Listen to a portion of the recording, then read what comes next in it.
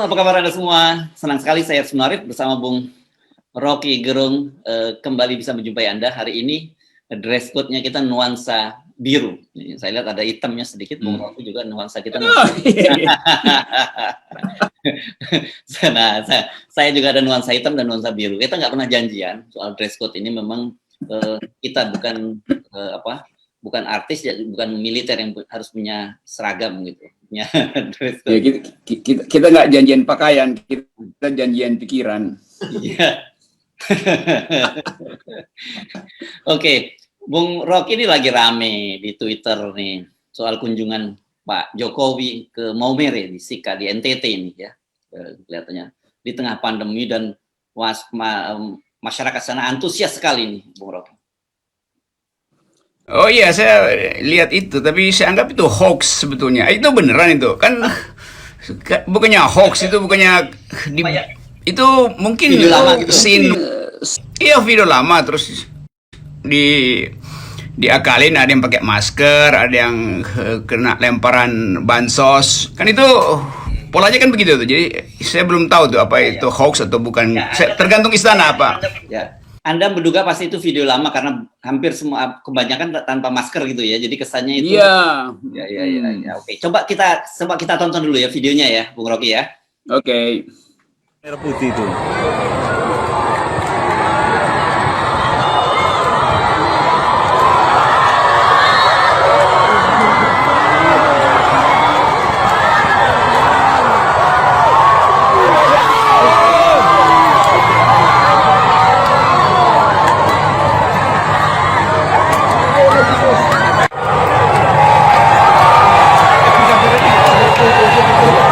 Terima kasih Bapak Presiden Republik Indonesia sudah menyapa.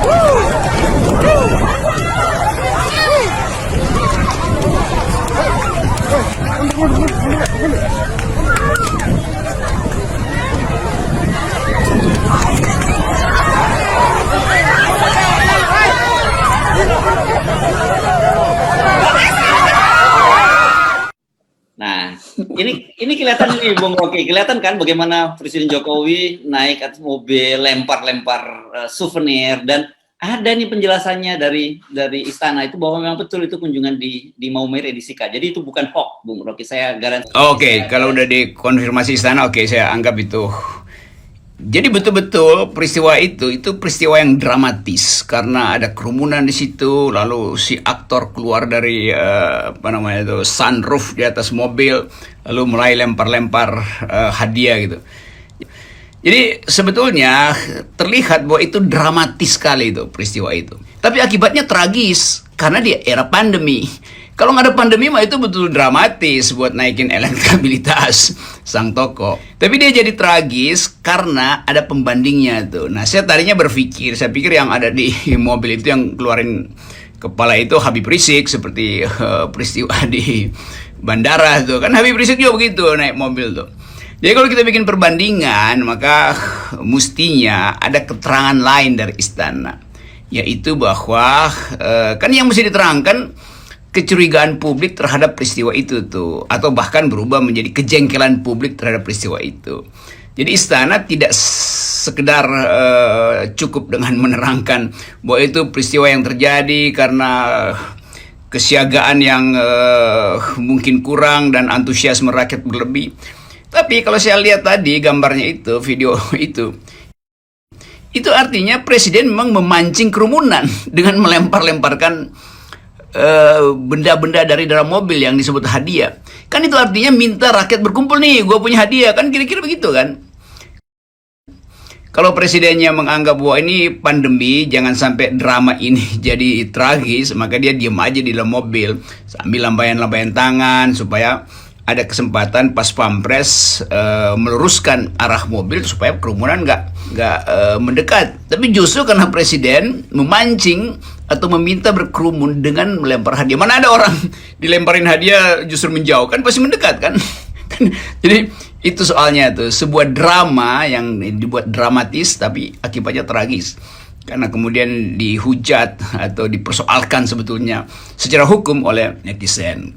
Karena ingin lihat perbandingan, kan semua orang, kan prinsip hukum mestinya equality before the law itu. Ini yang terjadi, stupidity before the law, kesamaan di depan, kedunguan di depan hukum. Karena orang bandingkan langsung dengan Habib Rizik yang juga dituduh melakukan kerumunan, tetapi kemudian dihukum. Nah, presiden sebetulnya bisa aja bilang enggak, tanpa perlu istana kasih apologi dulu. Oke, saya berbuat kesalahan, karena itu saya akan membayar denda 50 juta. Kan itu sebetulnya lebih beradab lah supaya supaya kontroversi berhenti itu. Ya, ini saya kira menarik tadi Anda menyatakan seperti itu, karena jangan lagi kita dianggap nyinyir loh. Justru kita ini kan sekarang bantu pemerintah gitu ya. Pemerintah lagi menegakkan protokol kesehatan dengan ketat, tengah angka-angka penularan COVID semakin tinggi, tiba-tiba Presiden melakukan itu. Ide Anda ini kalau didengar oleh tim istana atau oleh Presiden, tiba-tiba kemudian dengan sukarela datang ke provinsi mana? NTT, kemudian membayar denda karena Habib Rizik bayar 50 juta, saya Presiden, makanya saya bayar 1 miliar. Nah, itu kan pasti keren sekali gitu, dan kemudian disumbangkan untuk para tenaga medis di NTT. Iya, mestinya begitu kan. Kalau kita mau fair dan setiap kali presiden mengatakan ini pembelajaran itu, ya oke, kasih pembelajaran yang lebih dramatis dari Habib Rizik kan. Harusnya begitu yang terjadi. Tapi ya udah, itu udah terjadi dan nggak mungkin diulang lagi nih. Ini saya cuma kasih solusi, lain kali siapin dulu uang, baru lakukan citraan supaya gampang. Begitu terdeteksi menimbulkan kerumunan lah, hukum aja langsung di situ dengan membayar denda tuh. Tetapi sebetulnya nanti kalau dipersoalkan, nanti sebetulnya harus ada yang persoalkan, karena prinsip equality before the law tadi itu, bahwa presiden harus juga diperiksa tuh, entah siapa yang mewakili presiden, tapi tetap itu peristiwa melanggar undang-undang, kan itu soalnya. Walaupun nanti di dalam perdebatan di pengadilan ya mungkin akan dianggap ya ada alasan pemaaf karena ketergesa-gesaan dan antusiasme segala macam itu biasa disebut. Presiden melakukan itu karena dipaksa oleh keadaan untuk menemui rakyat. Bisa aja nanti ada interpretasi istilah hukum itu overmacht gitu, keadaan memaksa tuh. Sehingga presiden lupa bahwa dia tidak boleh bahkan keluar dari mobil supaya rakyat lihat. Tapi ini soal hukum, dan kita mungkin menganggap bahwa prinsip-prinsip hukum itu akhirnya dilecehkan sendiri oleh mereka yang seharusnya memberi contoh penegakan hukum. Jadi itu yang dicatat aja oleh sejarah, dan ya udah pasti nggak bisa diproses kan. Lain misalnya kalau yang melakukan itu tidak punya kekuasaan, maka itu dengan sendirinya buzzer itu langsung melaporkan atau menggede-gedein.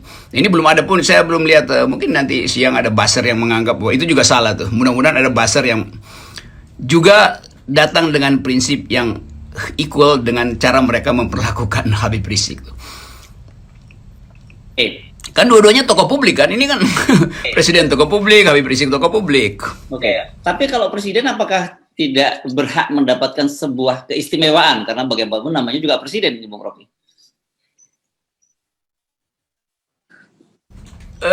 Coba nih saya mesti terangin teori hukum sedikit nih.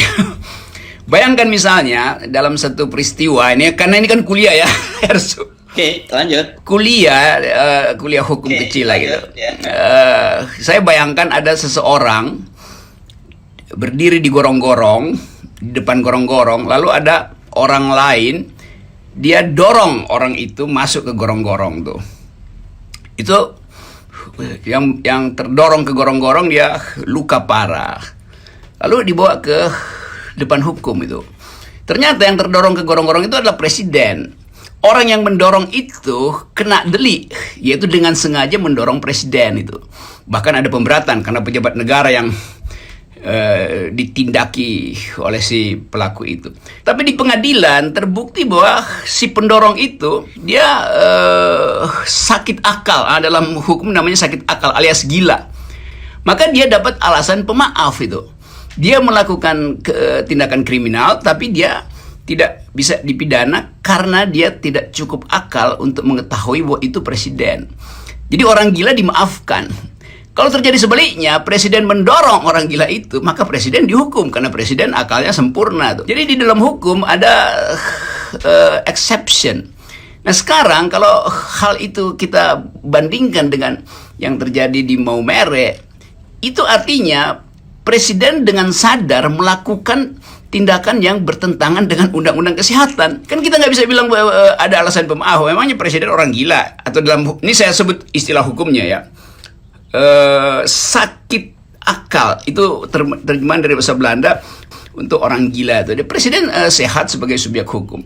Jadi kalau dilihat dari prinsip hukum positif, maka presiden harus digugat sebagai telah melakukan delik. Soal pembelaan itu urusan belakangan gitu. Jadi kita mau rasional aja melihat soal ini. Sebelum saya dibully lagi seolah-olah ingin mempidanakan presiden. Enggak, ini cuma prinsip hukum aja. Ya, oke. Ini jadi kan kita tahunya bahwa hukum itu kan lahir dari filsafat keadilan gitu ya. Dan saya kalau nggak salah ingat lupa namanya. Ada orang yang tidak bisa dikenakan hukum itu orang dalam pengampuan gitu istilahnya kalau dalam hukumnya. Saya lupa persisnya. Mungkin nanti yang ahli hukum bisa meralat itu kalau salah. Tetapi kenapa sih analogi? Saya agak tadi mendengar penjelasan Anda, saya lagi mikir-mikir tuh. Presiden di negara mana itu yang lagi duduk nongkrong-nongkrong di pinggir gorong-gorong itu gitu. Ya, saya lagi bayangin peristiwa itu terjadi di Hongaria itu karena itu yang disebut sebagai legal fiction, fiksi hukum. Saya dulu belajar ilmu hukum itu cara untuk membuat perbandingan. Jadi mesti dibikin fiksi hukum supaya kasus itu bisa dibaca secara detail. Nah, fiksi hukum saya adalah tentang Presiden Hongaria itu. Nah, kembali ke soal tadi. Ini saya kira kenapa kita mengangkat soal ini menjadi soal serius, karena yang satu yang dilakukan oleh seorang presiden, gitu ya, Bung Rocky. Kita jangan sampai kemudian satu presiden sendiri mungkin tanpa menyadari itu sebagai sebuah kesalahan, dan kalau itu dibiarkan publik kan tinggal mengikuti teladan dari seorang presiden gitu ya. Karena dalam situasi begini, presiden melakukan, ya kita juga boleh dong, karena kita kan pencinta Pak Jokowi. Jadi kita mengikuti teladan Pak Jokowi, gitu kira-kira. Cara berpikirnya publik, gitu maksud saya. Ya, itu namanya, itu prinsip Tuturi Handayani dan apa namanya. Betul, ya. Itu kan begitu kan, Tuturi Handayani itu. Ya, dan Ingarso Sungtulodo, yang di depan itu menjadi teladan. Nah, kasus yang menarik ini, kalau lihat video-video yang lain, Pak Jokowi ini kelihatannya meninjau ke sawah. Di dalam situasi ini, ya ini juga menarik ini video yang ke sawahnya. Coba kita lihat sebentar nih yang lagi ke sawah. Ini seru juga ini, Bung Rocky.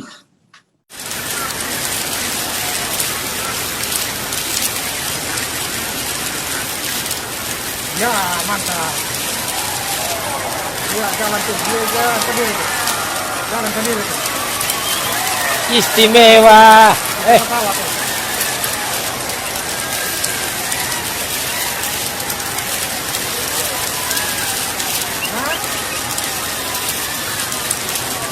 Wah, dia suruh pas pampresnya jangan ikut.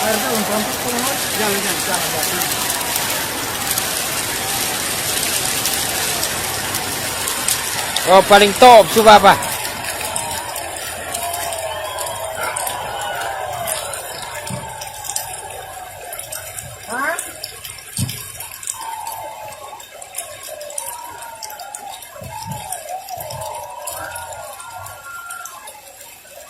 Ini asli. Sampai disuruh dia punya pas pampres jangan ikut. Memang pemimpin terbaik nih.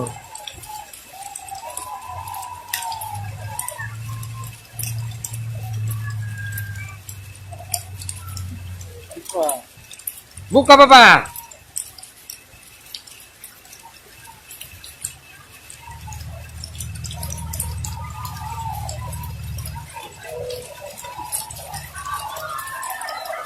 Oh, mau hujan badai juga. Aduh, kapan bisa tahan? Ini, lihat. Iya. Tidak bisa dibendung lagi nih. Tidak bisa dibendung lagi. Tidak bisa dibendung lagi. Tidak bisa dibendung. Masyarakat lari masuk semua. Tidak bisa. Tidak bisa. Tidak bisa dibendung masa. Masyarakat masuk. Masyarakat masuk semua. Tidak. Ghost.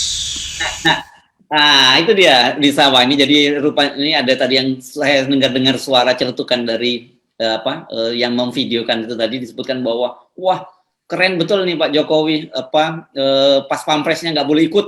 Beliau pemberani, presiden pemberani ini jalan di tengah pematang sawah sendirian di tengah hujan. Dan ini memang suasananya dramatis kalau kita lihat video tadi ya. Di tengah hujan, mendung gelap, ada petir menyambar, dan Presiden Jokowi bawa payung sendiri tengah sawah.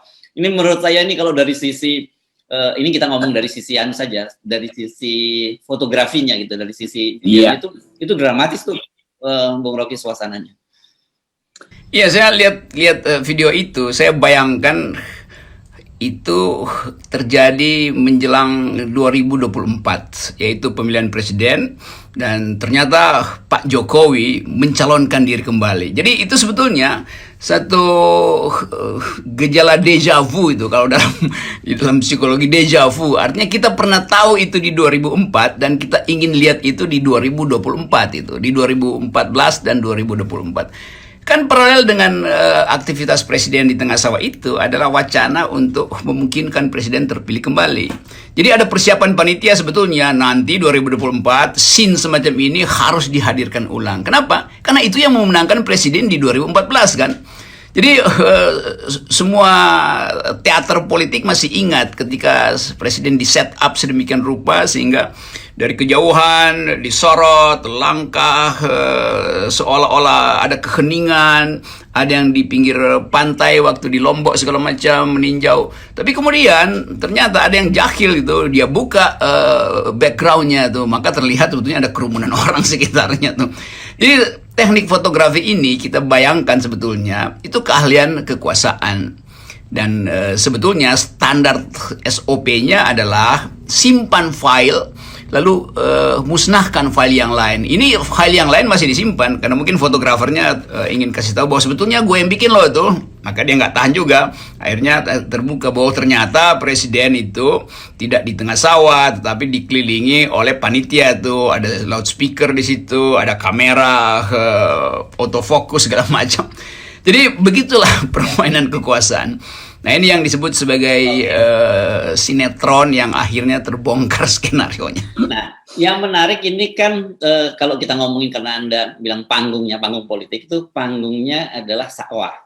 Ini jadi serius di dalam situasi saat ini nih. Kita mendengar misalnya stok pangan kita yang mulai menipis, kemudian juga ini banyak banjir di mana-mana dan kita juga terancam gagal panen, Bung Rocky. Jadi sebagai tentu karena beliau adalah politisi, kita melihatnya ini tidak sekedar ini bukan sekedar kebetulan saja ke sawah, itu pasti ada simbol-simbol, ada pesan-pesan yang ingin beliau sampaikan tuh. Ya, simbol yang ditangkap publik bahwa presiden akhirnya mengkonfirmasi bahwa kita ada dalam krisis pangan, kan itu kan. Karena sebelumnya semua tokoh yang mengamati keadaan ekonomi Indonesia tiba pada kesimpulan bahwa sangat berbahaya Indonesia. Ada krisis pangan dan potensi untuk mencetak sawah itu akan tertunda karena cuaca. Kemudian potensi untuk menampung gabah di Bulog itu juga akan tertunda atau bahkan batal karena gagal panen segala macam. Demikian juga potensi untuk impor juga akan tertunda karena negara-negara eksportir yang kaya dengan beras, Thailand, Vietnam juga lumbung padinya dia tahan dulu karena dia perlu untuk konsumsi ke intern. Jadi krisis pangan itu sebetulnya yang jadi kekhawatiran kita, Bos. Ada krisis ekonomi, krisis pandemi, sekarang krisis pangan. Nah, di dalam ilmu politik, krisis pangan itu selalu faktor yang sangat potensial untuk menghasilkan perubahan-perubahan politik yang mendadak tuh. Jadi saya kira itu yang bisa ditangkap oleh publik, bahwa oke, presiden bagus juga memberi kesan bahwa dia peduli dengan krisis pangan. Tapi orang melihat langkahnya, bukan fotonya tuh. Jadi langkah politiknya ya, bukan langkahnya di sawah yang penuh dengan sensasi ya sudut pandang yang diatur sedemikian rupa, sehingga orang menganggap bahwa presiden turun tangan. Sebetulnya bukan turun tangan, dia harus menghadapi problem yang nyata, dan karena nggak punya peralatan, maka yang didahulukan adalah pencitraan melalui teknik fotografi tadi atau sinematografi itu. Ya. Nah, saya agak khawatir ini kan, ini kebiasaan publik kita ini sekarang ini ada kecenderungan kan publik selalu menafsirkan pesan yang terbalik dari apa yang disampaikan oleh pemerintah maupun presiden. Jadi sebenarnya saya bisa menangkap tuh kalau beliau ke sawah itu sebenarnya beliau pengen menyatakan bahwa tenang, aman situasi, kita siap menghadapi itu. Saya khawatir jangan sampai kemudian publik menafsirkan sebaliknya tuh, Bung Rocky. Ini kebiasaan kelakuan rakyat kita suka begitu tuh. Saya kira memang itu. Jadi orang anggap wah itu betul-betul kita ada dalam keadaan berbahaya tuh. Ketahanan pangan yang pernah diungkapkan oleh Prabowo akhirnya jadi kenyataan, dan banyak tokoh juga sudah memberi sinyal itu tuh, bahkan kepala Bulog setiap kali update data itu dakdikduk masyarakat. Di samping itu ada kartel yang mengatur harga beras tuh. Jadi sebetulnya mestinya presiden terangkan apa yang dimaksud dengan bahaya krisis pangan, karena suplainya berkurang atau karena ada permainan kartel. Itu kan soal yang sebetulnya mesti diurai itu. Nah, sebelumnya kita mendengar kritik dari ahli-ahli ekonomi. Kritik sendiri datang dari dalam Bulog tuh. Dievaluasi oleh Pak JK pernah kasih sinyal. Pak SBY juga ngomong itu tuh. Jadi ini masalah yang sebetulnya harus dibuka ke publik, karena ini menyangkut daya tahan pangan kita dan terhubung langsung dengan sumber energi utama masyarakat. Karena masyarakat kita tidak bisa pindah ke pangan yang lain karena secara kultural sudah dibiasakan untuk menunggu padi, menunggu panen padi, dan menunggu beras raskin segala macam tuh. Jadi cara presiden memberi sinyal itu juga menunjukkan kegagalan beliau untuk menunjukkan arah dari upaya kita menjadi negara yang tidak terhambat hanya karena krisis pangan dunia itu.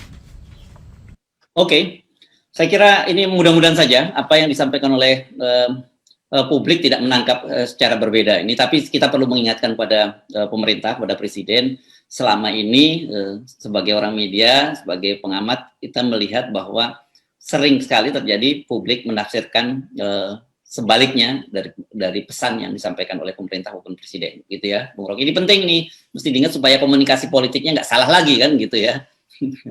Ya, karena seringkali juga presiden bikin metafor yang suka terbalik gitu. Meroket artinya naik ke atas, tapi publik anggap sekarang meroket artinya nyungsep. Jadi soal-soal begituan yang mesti diurus oleh para komunikator istana. Yes. Terima kasih, Bung Rocky. Oke.